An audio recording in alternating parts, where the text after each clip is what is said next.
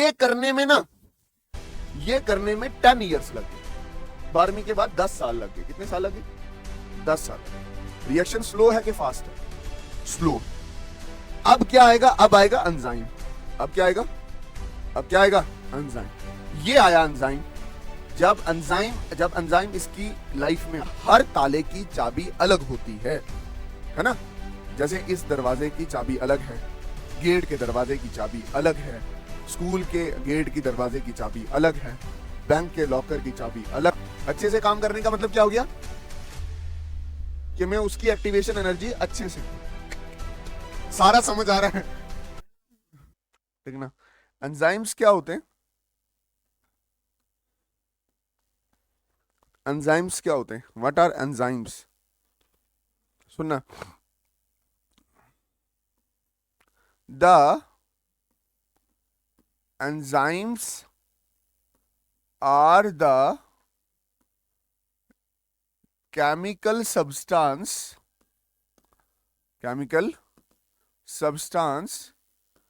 which increase the rate of reaction। मतलब जो rate of reaction को बढ़ा दे उसको क्या बोलते हैं? एंजाइम्स कहते हैं। एंजाइम्स का मतलब क्या हो गया? जो रेट ऑफ रिएक्शन को बढ़ा दे उसको क्या बोलते हैं? Enzyme. The enzymes are chemical substance which increase the rate of reaction is known as enzymes. ठीक। अच्छा, जर्नली जो एंजाइम्स होते हैं ना, जर्नली जो एंजाइम्स होते हैं, they are protein in nature. They are protein in nature. Protein in nature, ये प्रोटीन के बने होते हैं। मैं एक एग्जांपल देता हूं आपको। जैसे हमारी बॉडी में एक रिएक्शन चलती है, क्या ये रिएक्शन चलती है? ये मेरे पास है कार्बन डाइऑक्साइड प्लस वाटर, दोनों मिलते हैं और ये देता है H2CO3। ये क्या है? ये है कार्बोनिक एसिड। ये क्या है? Carbon dioxide. ये क्या है? वाटर। ये दोनों मिलेंगे और कार्बोनिक एसिड बनेगी। ये दोनों मिलेंगे और क्या बनेगा? कार्बोनिक एसिड बनेगा। ये दोनों मिलेंगे और क्या बनेगा? कार्बोनिक। मैं बोल रहा हूं ये रिएक्शन हमारी बॉडी में 0.01 सेकंड में होती है, बट वहां पे एंजाइम होते। बट अगर ये नॉर्मली रिएक्शन देखी जाए तो इसको 100 साल लग जाएंगे। कितने साल लग जाएंगे? मतलब ये रिएक्शन का रेट क्या है? कम। रेट का मतलब क्या हो गया? कितनी जल्दी जल्दी ये क्या बन रहा है? प्रोडक्ट बन रहा है। मैं बोल रहा हूं इसको 100 साल लग जाते हैं प्रोडक्ट बनने में। कितने साल लग जाते हैं?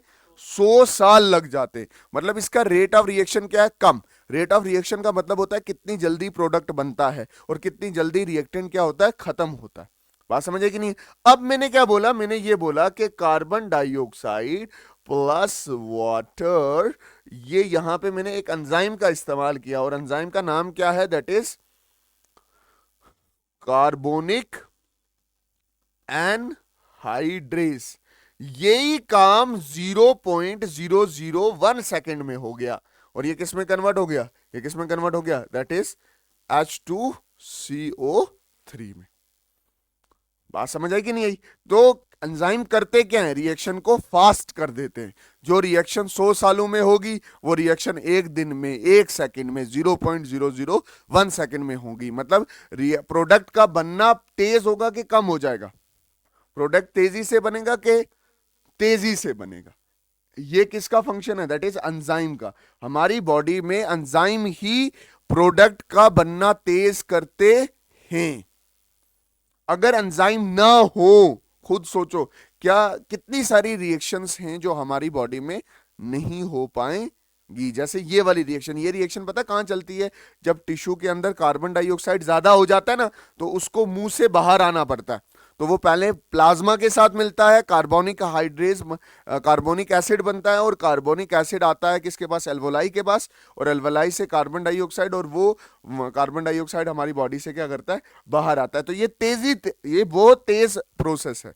तो उस प्रोसेस को तेज करने के लिए जो सब्सटेंस यूज होता है उसको हम एंजाइम कहते हैं। एंजाइम वो सब्सटेंस होते हैं जो रिएक्शन को तेज करते हैं या फास्ट करते हैं। मैंने एक एग्जांपल आपको दी है, ठीक है? अच्छा, एंजाइम ऐसा क्या करते हैं जिससे रिएक्शन क्या हो जाती है? फास्ट हो जाती है।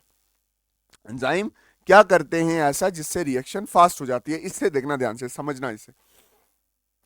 the enzyme increase the rate of reaction. Rate of reaction का मतलब क्या हो गया कि कितनी जल्दी प्रोडक्ट बनेगा,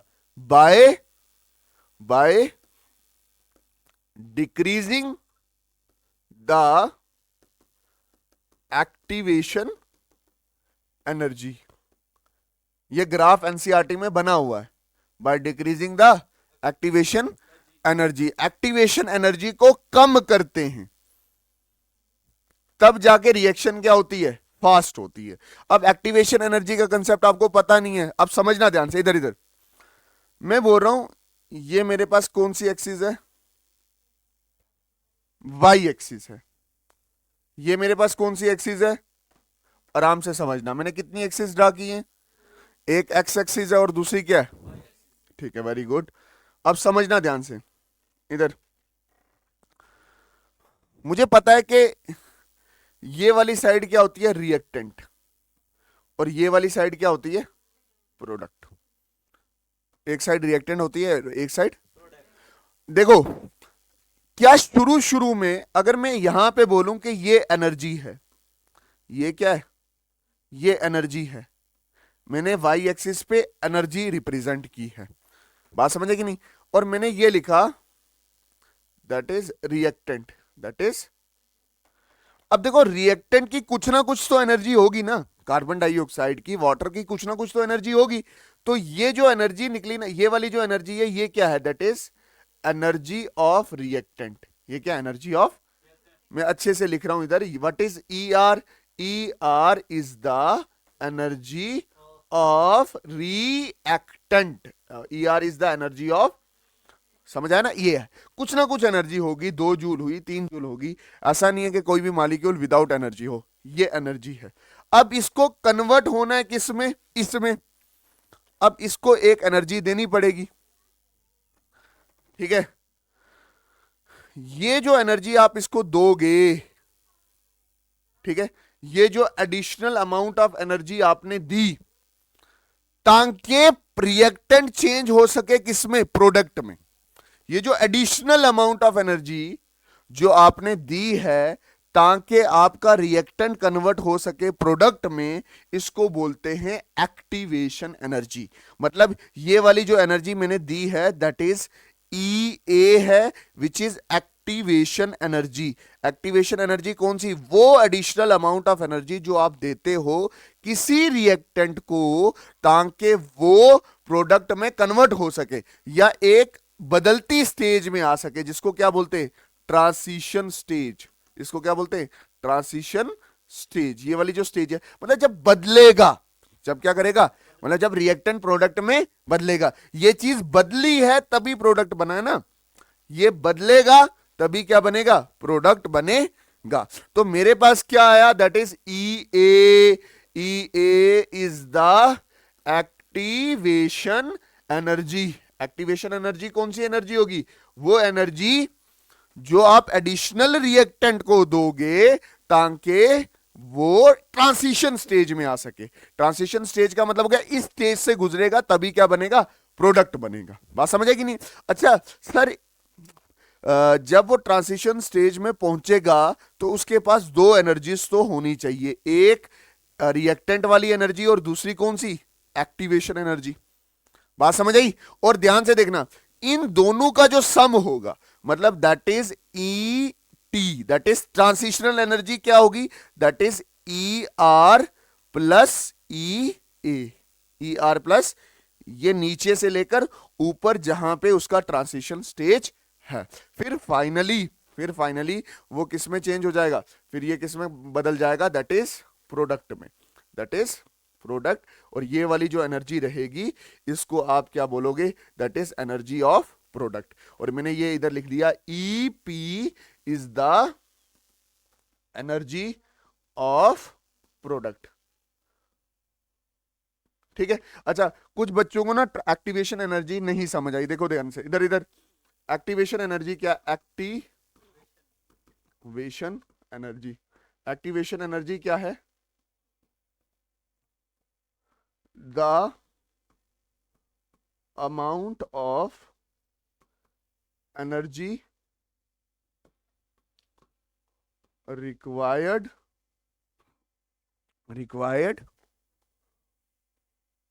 या इसको ऐसे भी लिख सकते हैं,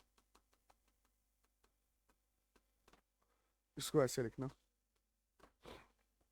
the additional amount of energy required to convert the reactant into transition stage, मतलब उसको ट्रांजिशन स्टेज में पहुंचाने के लिए जो एनर्जी रिक्वायर्ड होगी एडिशनल अमाउंट की, तो उसको क्या बोलेंगे, एक्टिवेशन एनर्जी। तो ये क्या आ गया, एक्टिवेशन। और ये जो ई टी है, ये जो ई टी है, ई टी को क्या बोलते हैं, दैट इज ट्रांजिशनल एनर्जी। इसको क्या बोलते हैं, ट्रांजिशनल। और ई टी किसका सम है, E T is the sum of E R plus E A. ये भी मैं आपको बहुत अच्छे से बता चुका हूं। अच्छा, मैं एक एग्जांपल लेता हूं, इधर देखो सुनना, मैं एग्जांपल लेता हूं, आपको अच्छे से समझ आ जाएगा इसमें। देख, ये मेरे पास नॉर्मल नदीम है, ठीक है, ये क्या ना, ये नॉर्मल नदीम है ना। नदीम के पास अभी ये स्टूडेंट है ना, अभी क्या है, अभी ये स्टूडेंट है, इसके पास कुछ ना कुछ तो एनर्जी होगी, बात समझ आएगी नहीं। अब ये क्या करेगा, मेहनत करेगा, ये मेहनत करेगा करेगा करेगा करेगा करेगा अपने आप को चेंज करने में, अपने आप को जितनी एडिशनल मेहनत करेगा उसको क्या बोलेंगे, क्या बोलेंगे उसको, एक्टिवेशन एनर्जी। बोला करना, अब बोलना होता है, ऐसे नहीं है कि मैंने बोला एंजाइम, एंजाइम। ये स्टूडेंट नदीम है, इसके पास कोई ना कोई एनर्जी है। अब ये एडिशनल जो मेहनत करेगा उसको क्या बोलेंगे, दोनों के सम को क्या बोलेंगे, ट्रांजिशन एनर्जी। क्योंकि अब नदीम बदल रहा है, बात समझने, मेहनत किसके लिए कर रहा है जी, इसका नीट का एग्जाम है, ठीक है, ये इसके, ये इधर, अब ये इसमें क्या हो गया, सिलेक्ट हो गया। अब ये बना क्या, डॉक्टर। ये क्या था, इसका प्रोडक्ट। बात समझ आई कि नहीं, बात समझ आई कि नहीं है। तो आप देखो, अब तो इसकी एनर्जी ज्यादा ही है ना प्रोडक्ट से, समझ आया कि नहीं है। अब पहले शायद नीट में ज्यादा मेहनत करनी पड़ती थी, अब उसको कम मेहनत करनी पड़ रही है। बट एक चीज ध्यान से समझना, जो मैं बोलना चाहता हूं उसको अच्छे से समझना। मैं बोल रहा हूं इसको, नदीम को ये करने में ना, ये करने में 10 ईयर्स लग गए, 12वीं के बाद 10 साल लग गए। कितने साल लग गए, 10 साल लग गए। रिएक्शन स्लो है कि फास्ट है, स्लो है। अब क्या आएगा, अब आएगा एंजाइम।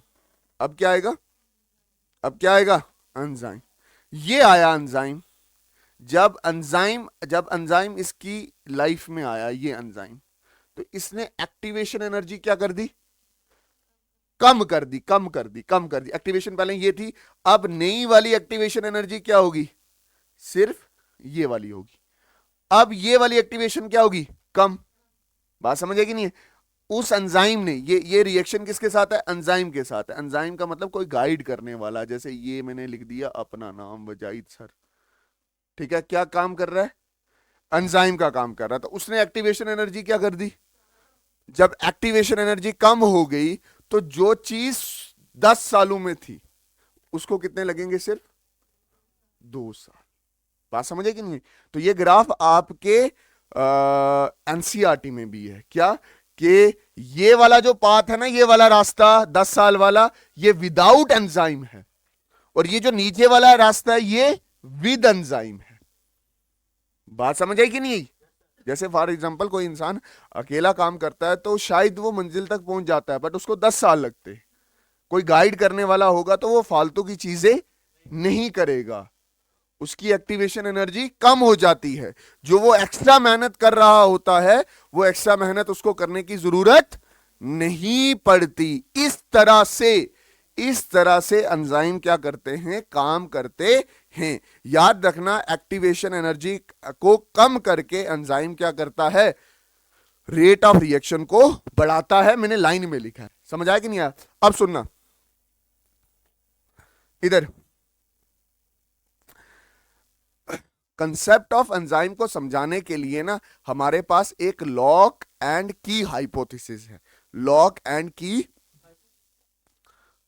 की हाइपोथेसिस है।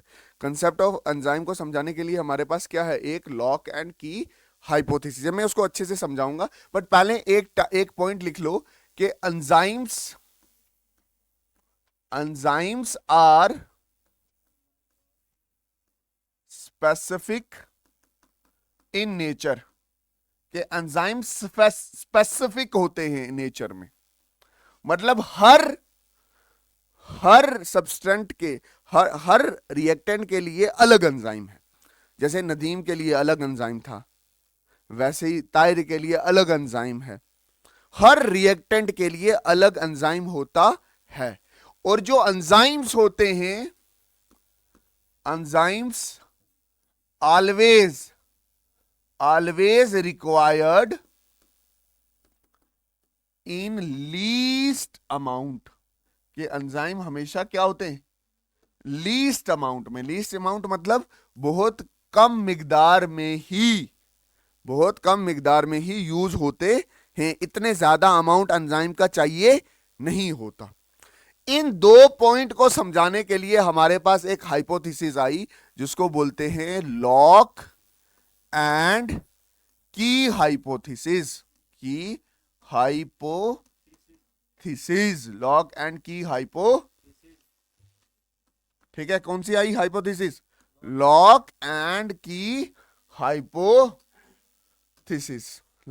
हाइपोथेसिस। अच्छा सुनना, ये क्या कह रहा है, ये बोलता है जिस तरह हर ताले की चाबी अलग होती है ना। जैसे इस दरवाजे की चाबी अलग है, गेट के दरवाजे की चाबी अलग है, स्कूल के गेट की दरवाजे की चाबी अलग है, बैंक के लॉकर की चाबी अलग है, उसी तरह से हर रिएक्टेंट के लिए एंजाइम अलग अलग चाहिए होते हैं। क्या लिखूं मैं इसको, just like every lock have different key,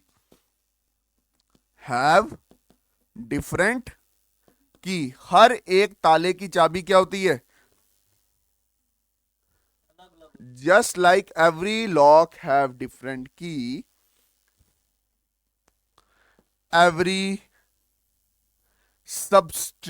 substrate का मतलब यहां पे क्या है, reactant. Every substrate are reactant have different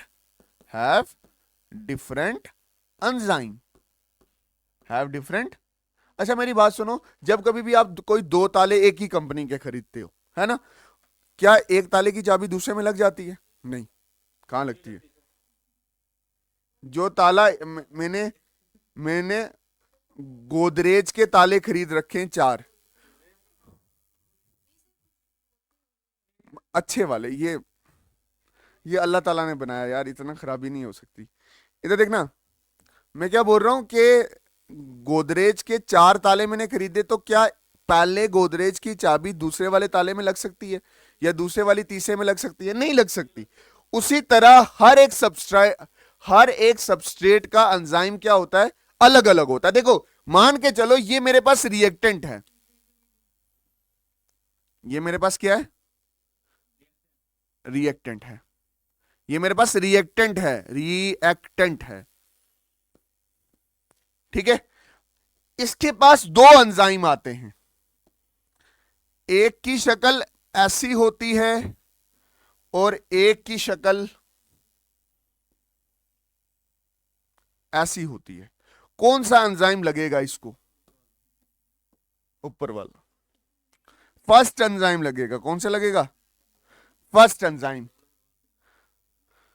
कौन सा एंजाइम लगेगा, क्योंकि इधर ये याद रखना, क्योंकि जो सबस्ट्रेट होता है उसके पास वैसी शक्ल या साइट होनी चाहिए एंजाइम को एडजस्ट करने के लिए। जैसे लॉक में एक एडजस्टमेंट के लिए की होती है, मतलब जैसी की होती है वैसे ही लॉग के अंदर सिस्टम होता है या अरेंजमेंट होता है, वैसे ही जैसा एंजाइम होगा सबस्ट्रेट के ऊपर भी साइट कैसी होनी चाहिए। सारे क्वेश्चन किए, ठीक है, मैम को चेक, ठीक है, समझ आया मैं क्या बोल रहा हूं, कि जैसे ही लॉक, हर लॉक की चाबी अलग अलग होती है, वैसे ही हर सबस्ट्रेट की एंजाइम अलग अलग होता है, क्योंकि सबस्ट्रेट इसके ऊपर जो साइट है वो साइट एंजाइम की शक्ल के साथ मिलनी चाहिए। और जैसे ही ये फिट होगा, जैसे ही ये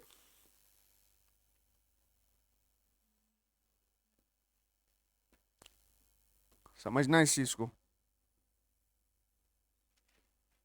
जैसे ही ये क्या होगा, फिट होगा, फिट होते ही ये रिएक्टेंट को किस में कन्वर्ट कर देगा, मैं बोल रहा हूं ये हमारा प्रोडक्ट बना, ये हमारा क्या बना, प्रोडक्ट बना, ये हमारा क्या बना,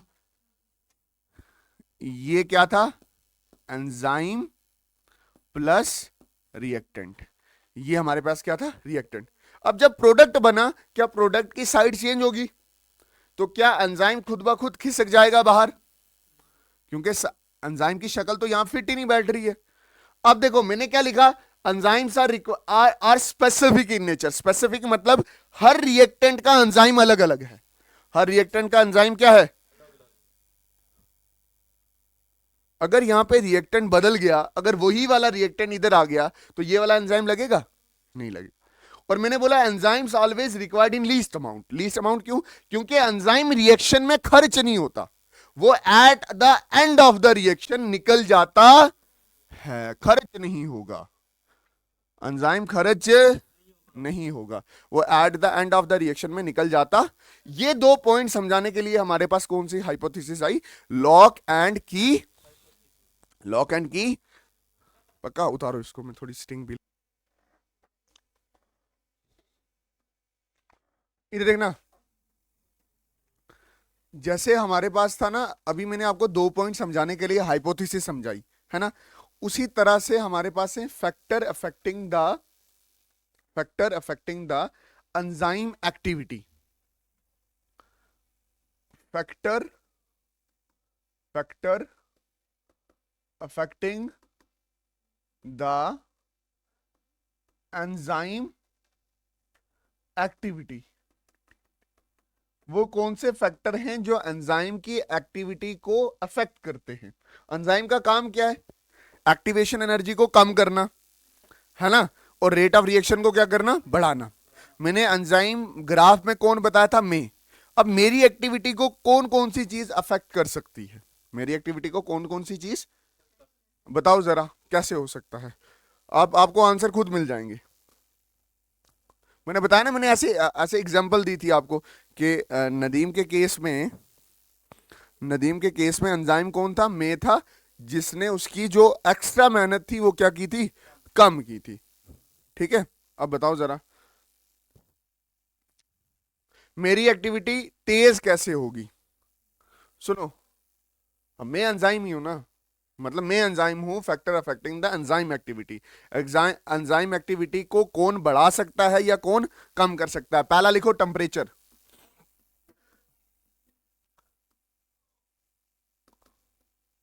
देखो सुनना, पहला है टेम्परेचर, सुनना, देखो ज्यादा ठंड हो जाएगी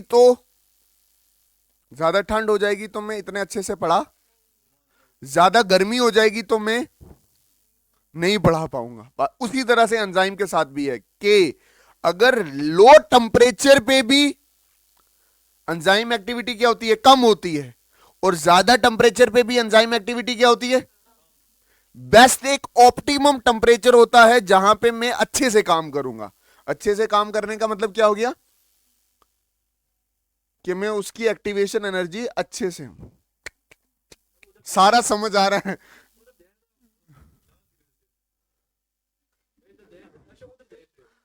क्या कर, तू मुझे देखना यार, हाँ? अच्छा देखना ध्यान से, मैं क्या बोल रहा हूं, मैं बोल रहा हूं कि मेरी एक्टिविटी टेम्परेचर से अफेक्ट हो सकती है। अगर टेम्परेचर कम होगा तो मेरी एक्टिविटी क्या होगी, कम होगी। टेम्परेचर बढ़ाओगे तो एक ऐसा टेम्परेचर आएगा जहां पे मेरी एक्टिविटी सबसे ज्यादा होगी, और फिर अगर ज्यादा बढ़ाने लग जाओगे तो गर्मियां आ जाएंगी, फिर मैं बार बार ऐसे करूंगा, ओ हो, गर्मी में पढ़ा अच्छे से नहीं। बात समझ आई कि नहीं आई?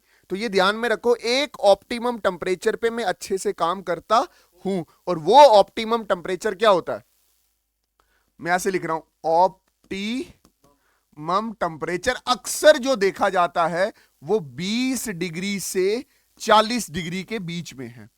इससे कम हुआ तब भी एक्टिविटी मेरी कम है, इससे ज्यादा हुआ तब भी मेरी एक्टिविटी क्या है। अच्छा देखो ध्यान से, इधर इधर, ये मेरे पास टेम्परेचर है, आराम से समझना, ये मेरे पास क्या है, टेम्परेचर है, और ये है मेरे पास enzyme activity. Enzyme, enzyme activity मतलब एंजाइम कैसे काम कर रहा है। एंजाइम एक्टिविटी को ऐसे भी लिख सकते हैं, वेलोसिटी ऑफ रिएक्शन। जितना अच्छे से वेलोसिटी ऑफ जितना एंजाइम अच्छे से काम करेगा उतनी रिएक्शन तेज चलेगी। मैं बोल रहा हूं एक टेम्परेचर ऐसे आता है, टेम्परेचर बढ़ाते जाओ तो रेट ऑफ रिएक्शन क्या करती है, बढ़ती है, रिएक्शन की वेलोसिटी बढ़ती है, बट एक लिमिट तक। उसके बाद अगर टेम्परेचर बढ़ाओगे तो रेट ऑफ रिएक्शन गिरने लग जाएगी। देखो टेम्परेचर बढ़ रहा है हर केस में, बट एंजाइम एक्टिविटी पहले बढ़ी और फिर क्या होगी। और ये जो रेंज है, ये कौन सी रेंज है, दैट इज ऑप्टिमम टेम्परेचर की रेंज है, जहां पे रेट ऑफ रिएक्शन क्या होती है, ज्यादा होती है, या रेट ऑफ रिएक्शन ज्यादा होती है, या वेलोसिटी ऑफ रिएक्शन ज्यादा होती है, या एंजाइम एक्टिविटी क्या होती है, ज्यादा होती है। ठीक है, आप खुद जैसे नदीम मेरे पास पढ़ने के लिए आया, ज्यादा ठंड, बर्फ पड़ी हुई है, बहुत ज्यादा बर्फ है, ठीक है, मैं अपनी बिल से बाहर निकलूंगा, बात समझ आई कि नहीं, मैं बोलूंगा ठंड है यार घर जा। अगर ज्यादा गर्मी है, ज्यादा गर्मी, पसीना ही पसीना है, मुझे नदी में, मैंने बोला गर्मी है यार जा ना किया, ठीक है, पसीना पसीने में मैं क्या पढ़ाऊंगा, है ना, मैं क्या तेरी एक्टिवेशन एनर्जी कम करूंगा। बट अगर एक ऑप्टिमम टेम्परेचर है, जैसे अभी है हमारा 20 से 40 है, तो मैं आपको अच्छे से पढ़ा रहा हूं, आपकी एक्टिवेशन एनर्जी, बात समझ आई कि नहीं। अच्छा दूसरा है पीएच। पीएच का मतलब इनडायरेक्टली क्या है, एसिडिक कंडीशन और बेसिक कंडीशन। एसिडिक कंडीशन और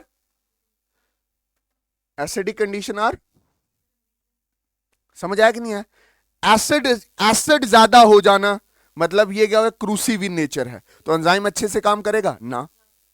बेस ज्यादा हो जाना, क्या एंजाइम अच्छे से काम करेगा ना। एसिड का कम हो जाना, क्या एसिड अच्छे से काम करेगा ना। तो इधर भी एक ऑप्टिमम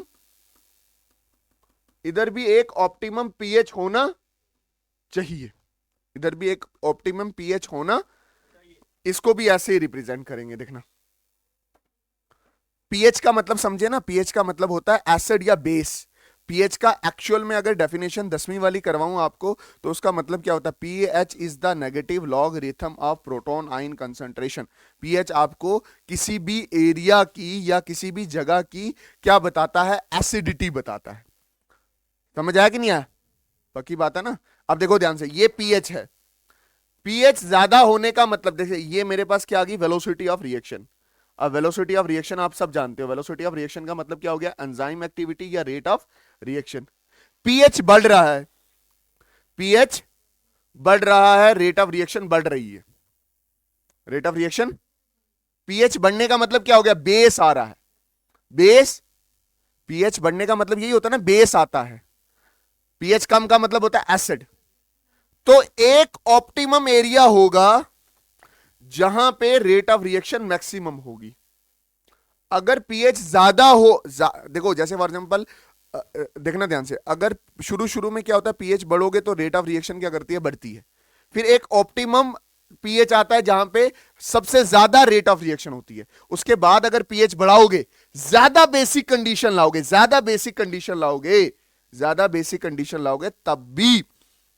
तब भी क्या हो जाएगा, रेट ऑफ रिएक्शन कम होने लग जाएगी। मतलब अगर ज्यादा एसिड हुआ, अगर ज्यादा एसिड हुआ जो इस केस में है यहां से यहां तक, तो तब भी रेट ऑफ रिएक्शन कम है। और ज्यादा बेस हुआ यहां से यहां तक, तब भी रेट ऑफ रिएक्शन क्या है? ये एक ऑप्टिमम एरिया आएगा जिसको आप क्या बोलते हो? ऑप्टिमम। तीसरा फैक्टर क्या है? तीसरा फैक्टर है concentration, concentration, concentration of reactant. अंधे पूरा पढ़ ले पहले।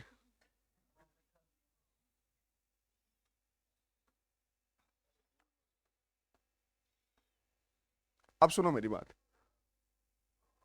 सुनो इधर। कंसंट्रेशन ऑफ रिएक्टेंट का मतलब क्या हो गया? कि रिएक्टेंट कितना ज्यादा है जो प्रोडक्ट में कन्वर्ट होना चाहता है ना? अब ध्यान से देखो, रिएक्टेंट कौन था? याद करो वो ग्राफ में रिएक्टेंट था नदीम। कितने कितने नदीम यहां पे बैठे हैं? 1 2 3 4 5 6 7 8 9 10 11 12 13 14 15 16 17 18 19 20 21 22 23 24 25 26 27 28 29 30 31 32 33 34 35 36 37 38 39 40 41 42। देखो सुनो मेरी बात सुनो, मैं जो समझाना चाहता हूं उसको समझो। ये रिएक्टेंट क्या है? कंसंट्रेशन ऑफ रिएक्टेंट मतलब कि रिएक्टेंट कितना ज्यादा है। मेरी बात सुनना, इस क्लास की कैपेसिटी 50 है। 50 ही है ना? अभी गिने मैंने 50 ही है ना? देखो समझना ध्यान से,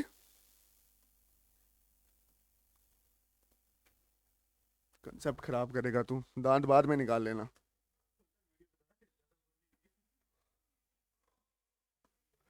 वेलोसिटी ऑफ रिएक्शन, और ये क्या है?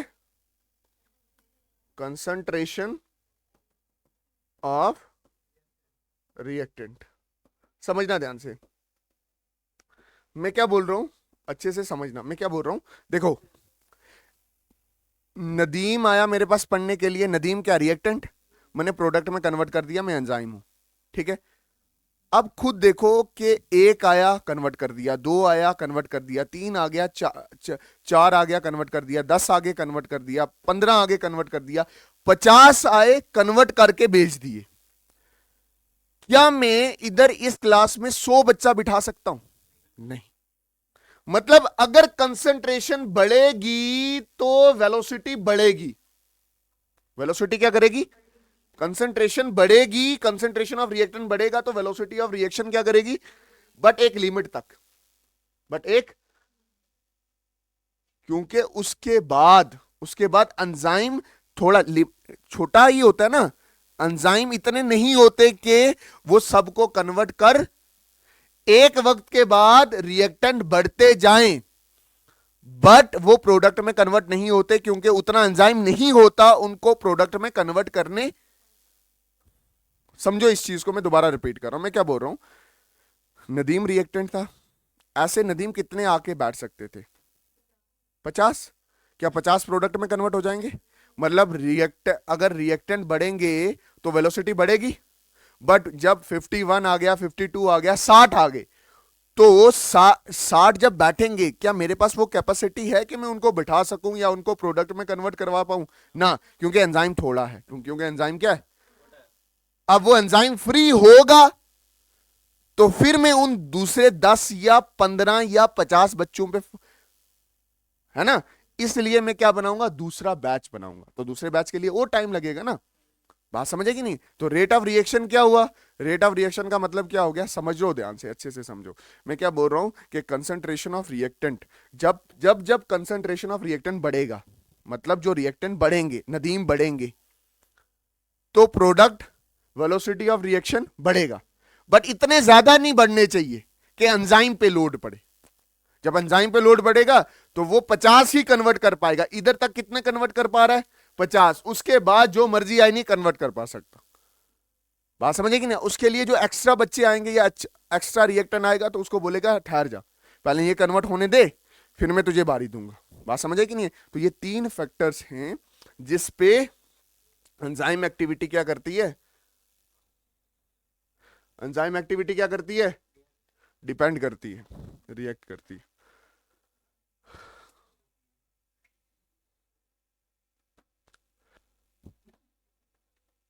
Types of enzyme, types of, समझो चीजों को, देखो जितना समझोगे उतना आपको अच्छे से आएगा। ठीक है, थोड़ा दिमाग इधर रखो।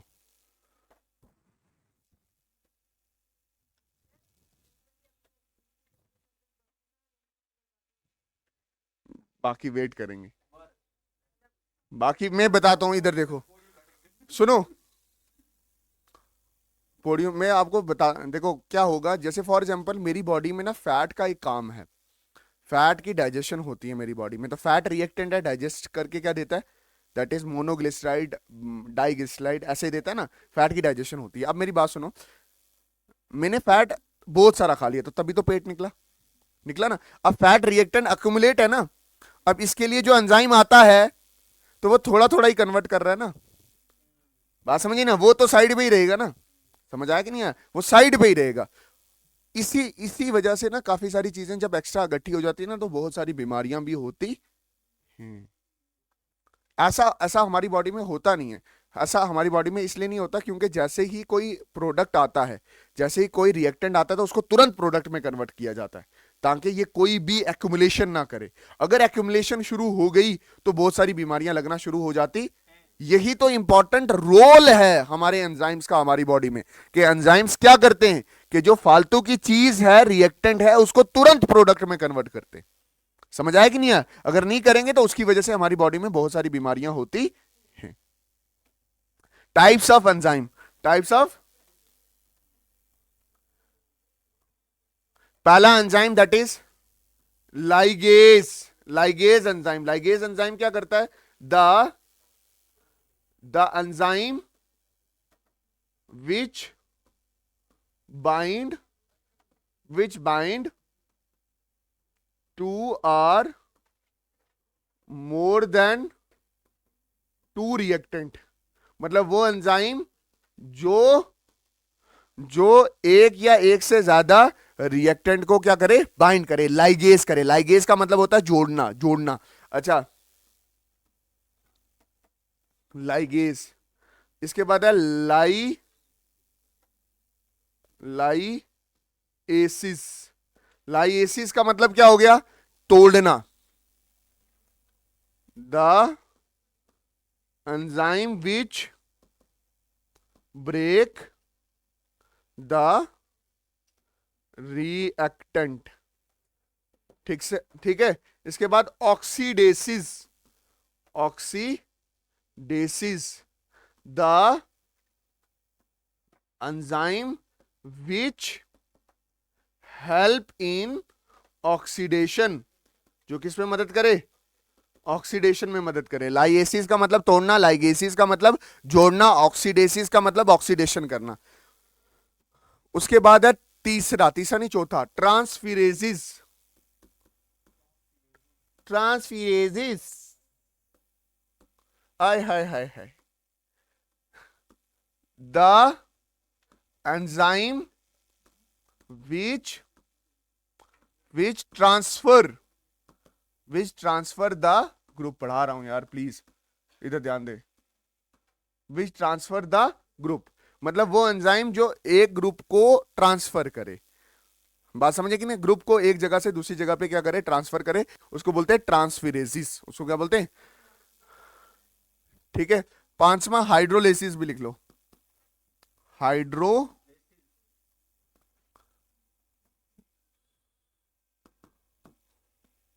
हाइड्रोलाइसिस में क्या होगा देखना, द एंजाइम विच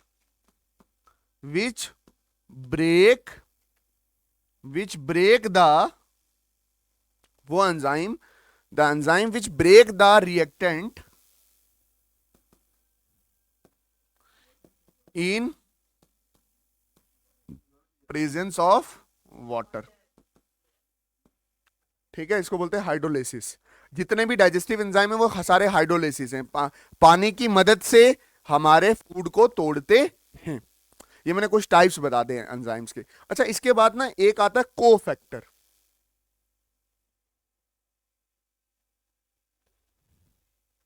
क्या आता है? कोफैक्टर। सुनना, ऐसे समझना, को factor,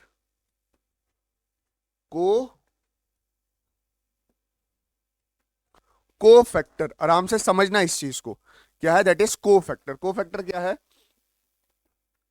the additional non protein part of enzyme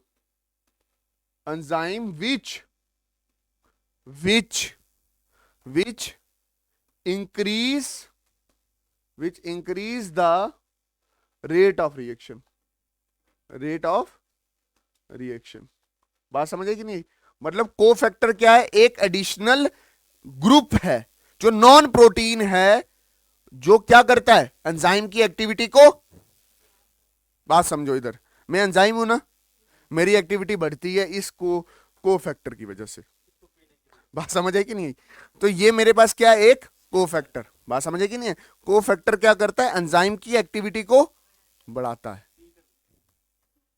समझ आई कि नहीं? कोफैक्टर क्या है? Cofactor are the additional group non protein part, जो क्या करेगा? रेट ऑफ रिएक्शन को क्या करता है? मैं ये मजाक कर रहा हूं, खाना कह सकते हैं, जैसे मैं खाना खाऊंगा तो आपको पढ़ाऊंगा, ठीक है? अच्छा, ये इधर अगर आप पूरा एंजाइम देखो ना, पूरा एंजाइम, तो पूरे एंजाइम में एक आता है कोफैक्टर और दूसरा आता है एपो एंजाइम। दूसरा क्या आता है? एपो। बात समझ आई कि नहीं आई? पूरे एंजाइम में क्या आएगा? एक कोफैक्टर और दूसरा क्या आएगा? एपो एंजाइम, और पूरा एंजाइम बनेगा। और कोफैक्टर क्या करता है? जो एंजाइम की एक्टिविटी स्लो होती है उसको क्या करता है? तेज करता है। उसको क्या करता है? तेज करता है। उसको क्या करता है? तेज करता है। तेज, जब मतलब गड्डी ऐसे स्लो चल रही है, जैसे ही स्टिंग डाली तो समझ आया कि नहीं आया? ठीक है। अच्छा, ये कोफैक्टर जो है ना, ये 3 तरह का हो सकता है। कितने तरह का हो सकता है? एक हो सकता है prosthetic group. Prosthetic group organic compound होता है, एपो एंजाइम के साथ टाइटली बाउंडेड होता है। बात समझ आई कि नहीं? समझो इस चीज को, मैं क्या बोल रहा हूं। प्रोस्थेटिक ग्रुप ऑर्गेनिक कंपाउंड होता है, एपो एंजाइम के साथ ना बिल्कुल चिपका हुआ रहता है ऐसे। बात समझ आई कि नहीं? चाहे वो एंजाइम काम कर रहा हो या ना कर रहा हो, तो प्रोस्थेटिक ग्रुप एपो एंजाइम के साथ ऐसे चिपका हुआ रहता है। बात समझे कि नहीं? अच्छा, प्रोस्थेटिक ग्रुप क्या है? कोफैक्टर है। अच्छा, उसके बाद है कोएंजाइम। उसके बाद क्या है? कोएंजाइम क्या होता है? कोएंजाइम होता है कि क्या होता है? वो वाला ऑर्गेनिक कंपाउंड जो एंजाइम के साथ तब जुड़े जब एंजाइम कोई भी एक्टिविटी कर रहा हो। कोई भी एक्टिविटी, अगर वो एक्टिविटी ना कर रहा हो, बात समझ आई ना, तो वो उसके साथ से उतर जाए। बात समझ आई कि नहीं? एक मैंने क्या बोला आपको? प्रोस्थेटिक ग्रुप जो हमेशा के लिए बाउंड हो एपो एंजाइम के साथ, चाहे वो कर रहा हो एंजाइम एक्टिविटी या कोएंजाइम क्या हो गया? कि थोड़ी देर के लिए जुड़े जब वो अपनी एक्टिविटी कर रहा हो। उसी तरह से हमारे पास क्या है? That is minerals. क्या है? मिनरल्स भी कोफैक्टर बन सकते हैं। जैसे हमारे पास कैल्शियम मिनरल हो गया, ठीक है, जिंक मिनरल हो गया, ये भी क्या बनते हैं? दैट इज ऐसे फैक्टर बनते हैं जो एंजाइम की एक्टिविटी को क्या कर सकते हैं? बढ़ा सकते। ये हमारा एंजाइम का टॉपिक क्या हो गया? खत्म हो गया। किसी को कोई डाउट होगा तो वो यूट्यूब से वीडियो देखेगा।